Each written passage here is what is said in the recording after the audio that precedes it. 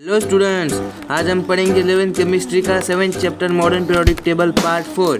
तो चलिए शुरू करते हैं। तो पहले देखते हैं आइसो इलेक्ट्रॉनिक स्पीसीज क्या है।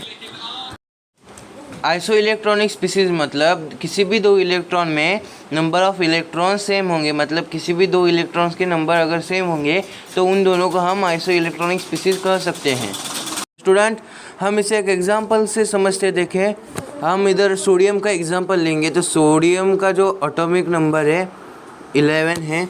तो इधर सोडियम का स्ट्रक्चर निकालता हूँ। न्यूक्लियस, एक K shell, L shell and then M shell. तो आपको पता है के शेल में दो इलेक्ट्रॉन होंगे, देन एल शेल में 8 इलेक्ट्रॉन होंगे। 8 इलेक्ट्रॉन हो गए तो बचे कितना? एक, मतलब मैं लास्ट शेल में सिर्फ एक ही इलेक्ट्रॉन निकालूंगा। तो ए वाला, एक मिनट, ये जो लास्ट इलेक्ट्रॉन है अगर सोडियम ने किसी क्लोरीन को दे दिया, बराबर, मतलब Cl को अगर दे दिया तो क्लोरीन के ऊपर Na+ चार्ज आएगा, मतलब उसकी कैपेसिटी अब 10 की हो जाएगी, क्योंकि 11 में से उसने क्लोरीन को दिया तो उसका एटम उसके पास 10 ही हो जाएंगे ना। तो उसका स्ट्रक्चर कैसे होगा? इधर देखिए, एक न्यूक्लियस होगा, देन एक शेल, मतलब पहले शेल में 2 इलेक्ट्रॉन, फिर 8 इलेक्ट्रॉन, मतलब 10 हो गए, क्योंकि एक उसने क्लोरीन को दिया, मतलब इसके पास अब 2 शेल हो गए, बराबर। तो अब उससे हम रिलेटेड करेंगे फ्लोरीन के साथ। तो फ्लोरीन का जो एटॉमिक नंबर है हमारा वो 9 है। तो उसका स्ट्रक्चर देखिए कैसा होगा। हाँ, बराबर, देन एक, मतलब 2 हो गए इधर, और इधर 2, इधर 2, इधर 2 और इधर एक ही होगा। तो इस लास्ट शेल की हमें कुछ ज़रूरत नहीं है। अब इधर देखिए, अगर फ्लोरीन किसी से एक इलेक्ट्रॉन लेगा तो इसका 9 है ना, तो 9 से क्या होगा? F-10 होगा, मतलब F पर नेगेटिव चार्ज आएगा, लेकिन एटॉमिक नंबर अब 1 से बढ़ेगा क्योंकि एक उसने लिया है। तो 9 + 1 = 10 होंगे। तो उसका स्ट्रक्चर हम देखते हैं क्या है, कैसा है। एक मिनट, हाँ, इधर देखिए। अब देखिए फ्लोरीन का स्ट्रक्चर कैसा हो जाएगा, मतलब इसमें 2 शेल, इसमें 2 इलेक्ट्रॉन, इधर 2, इधर 2, इधर 2 एंड इधर 2, मतलब अब फ्लोरीन का जो एटॉमिक नंबर है 2,8, लेकिन -2,8 हो गया। तो इसके पहले वाले में मैंने आपको सोडियम का बताया था, सोडियम प्लस का 2,8 हो गया था, क्योंकि उसने एक इलेक्ट्रॉन क्लोरीन को दिया और इधर फ्लोरीन ने किसी से एक इलेक्ट्रॉन लिया। तो इधर देखिए, इन दोनों का जो एटॉमिक नंबर है वो सेम आ रहा है, बराबर। किसी भी रिएक्शन के बाद देखो इन दोनों का अब एटॉमिक नंबर सेम आ रहा है। तो इसे हम अपने आइसोमर बोल सकते हैं। अभी हमारा वही तो टॉपिक चल रहा है, आइसो इलेक्ट्रॉनिक स्पीसीज। इसे ही हम आइसो इलेक्ट्रॉनिक स्पीसीज कहेंगे स्टूडेंट्स। अब हमारा नेक्स्ट टॉपिक है आयोनाइजेशन इंथैल्पी। तो डेफिनेशन देखिए पहले, the minimum amount of energy required to remove an electron from isolated atom in its ground state is called as an ionization enthalpy. मतलब किसी भी इलेक्ट्रॉन को अगर हम आइसोलेटेड गैसेस एटम से उसके उस ग्राउंड स्टेट से निकालना चाहते हैं तो उसे हमें थोड़ी एनर्जी रिक्वायर्ड होगी उस एटम को निकालने के लिए। तो उसे हम एक डायग्राम से समझते हैं।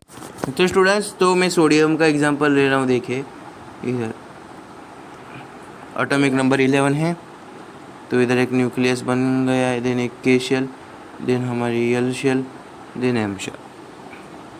तो सोडियम के केस में देखिए इधर एक होगा, दो इलेक्ट्रॉन होंगे, देन एक, 2 इधर, 2 इधर, 2 इधर, देन 2 और इधर।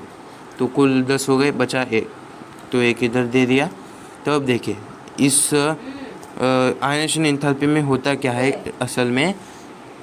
तो जो ये लास्ट वाला इलेक्ट्रॉन है, अगर हम इसे निकालना चाहते हैं अपनी खुद की मर्जी से, अगर निकालना चाहते हैं तो हमें इस एटम को एनर्जी देनी होगी, जिससे ये एटम इस इलेक्ट्रॉन को रिलीज़ कर पाएगा। मैंने क्या बोला आपको समझा स्टूडेंट्स? तो देखिए इधर फिर से देखिए एक बार। देखो ये जो आउटर मोस्ट शेल का इलेक्ट्रॉन है, इसे निकालने के लिए हमें इस एटम को थोड़ी सी एनर्जी देनी पड़ेगी। जब हम इसे एनर्जी देंगे तो ये जो हमारा आउटर मोस्ट शेल का इलेक्ट्रॉन है वो रिमूव हो जाएगा। इसे ही हम अपने आयनाइजेशन इंथैल्पी कहेंगे। तो देखिए मैं डेफिनेशन फिर से एक बार रीड करता हूँ, एक minute. The minimum amount of energy is required to remove an electron from isolated gaseous atom in its ground state is called an ionization enthalpy। मतलब हमें एक इलेक्ट्रॉन को अगर आइसोलेटेड गैसियस एटम के ग्राउंड स्टेट से निकालना होगा तो उस एटम को हमें पहले थोड़ी एनर्जी देनी पड़ेगी, जिससे वो इलेक्ट्रॉन रिमूव हो जाएगा। उसे ही हम आयोनाइजेशन इंथैल्पी कहेंगे।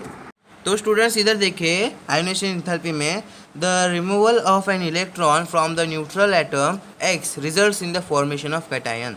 मतलब आयोनाइजेशन इंथैल्पी में जब भी हम एक इलेक्ट्रॉन निकालेंगे तो उधर कैटायन नहीं फॉर्म होगा, क्योंकि इलेक्ट्रॉन कम हुआ मतलब एटम के ऊपर प्लस चार्ज ही आएगा, ये तो आपको भी मालूम है। तो इधर सिर्फ आयोनाइजेशन इंथैल्पी में जब भी एक इलेक्ट्रॉन हम रिमूव करेंगे तो इधर से फॉर्मेशन ऑफ कैटायन मतलब कैटायन ही तैयार होगा। लेकिन इलेक्ट्रॉन गेन इंथैल्पी के केस में कैटायन और एनायन कुछ केस में तैयार होता है, वो हम आगे सीखेंगे। तो इधर सिर्फ ध्यान में रखिए, removal of N electron from the neutral atom X results in the formation of cation X। मतलब इधर सिर्फ आयोनाइजेशन इंथैल्पी में कैटायन ही फॉर्म होगा और कुछ भी नहीं, एनायन नहीं, सिर्फ कैटायन। स्टूडेंट्स अगर आपने वो आयोनाइजेशन इंथैल्पी की डेफिनेशन अच्छे से पढ़ी होगी तो उधर मैंने गैसियस एटम और फेज ही बोला था। तो वाई गैसियस एटम और फेज, तो वो चलिए देखते हैं इधर। तो स्टूडेंट वाई गैसियस फेज, तो हमारा फर्स्ट पॉइंट देखिए इधर मैंने क्या लिखे रखा है। When an atom is free from other atoms in gaseous state it is called isolated gaseous atom. No energy to require separate it further from other atoms. मतलब जो एटम्स फ्री होते हैं दूसरे एटम से, उसे हम आइसोलेटेड गैसियस एटम कहेंगे। मतलब एक एटम होगा जो दूसरे एटम से फ्री होगा, मतलब उसमें कंबाइन नहीं होगा, फ्री एटम होगा, उसे हम आइसोलेटेड गैसियस एटम कहेंगे। तो इसे हम अलग करने के लिए कोई एनर्जी नहीं लगती। आइसोलेटेड गैसियस एटम बनाने के लिए हमें किसी भी एटम को एनर्जी नहीं देनी पड़ती, अपने आप खुद ही रिमूव हो जाता है। तो इसे ही हम आइसोलेटेड गैसियस एटम कहेंगे। Lowest energy state possible for an atom is ground state. मतलब जो भी एटम अगर ग्राउंड स्टेट में होगा तो उसमें कम एनर्जी होगी। मतलब न्यूक्लियस का पावर आउटर मोस्ट शेल के इलेक्ट्रॉन या और किसी भी इलेक्ट्रॉन पर ज़्यादा नहीं होगा। तो हमारा सेकेंड पॉइंट हमें यही बता रहा है कि lowest energy state possible for an atom is ground state.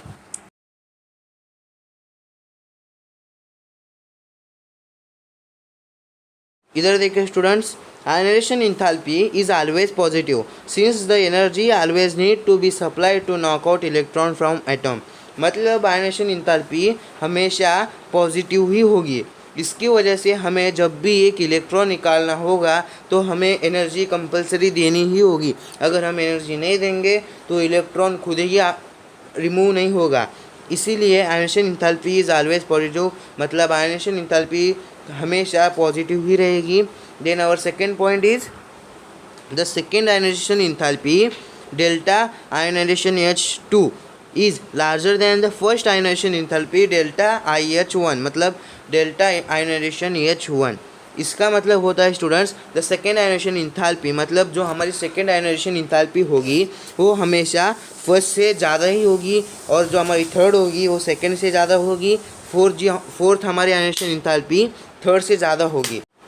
मतलब फर्स्ट आयोनाइजेशन इंथैल्पी मतलब जब भी हम सबसे पहले जो भी इलेक्ट्रॉन को निकालेंगे जो हमें एनर्जी लगेगी उसे हम फर्स्ट आयोनाइजेशन इंथैल्पी कहेंगे। उसके बाद उस इलेक्ट्रॉन को निकालने के बाद अगर हम और एक इलेक्ट्रॉन निकालना चाहेंगे तो हमें दूसरा इलेक्ट्रॉन निकालने के लिए थोड़ी ज़्यादा एनर्जी देनी पड़ेगी एज़ कम्पेयर टू फर्स्ट के लिए, क्योंकि सेकेंड वाला अब जब इलेक्ट्रॉन निकालेंगे वो तो न्यूक्लियस के थोड़ा सा करीब हो जाएगा ना, क्योंकि शेल कम हो जाएंगे, इसलिए न्यूक्लियस का डिस्टेंस कम हो जाने की वजह से हमें इधर उस इलेक्ट्रॉन को निकालने के लिए एनर्जी ज़्यादा देनी पड़ेगी।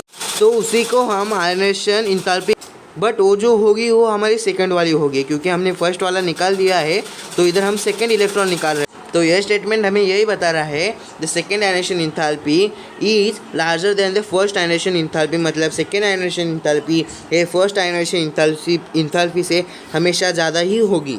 तो स्टूडेंट्स आज के लिए इतना ही काफ़ी। हम अपने नेक्स्ट वीडियो में electron gain enthalpy and electronegativity के बारे में सीख लेंगे। तो चलो, थैंक यू। तो स्टूडेंट वीडियो अच्छी लगी हो तो हमारे चैनल को सब्सक्राइब करिए, लाइक करिए, कमेंट करिए और शेयर करिए अपने दोस्तों से, ताकि उन्हें भी समझ में आए। Thank you, please support us.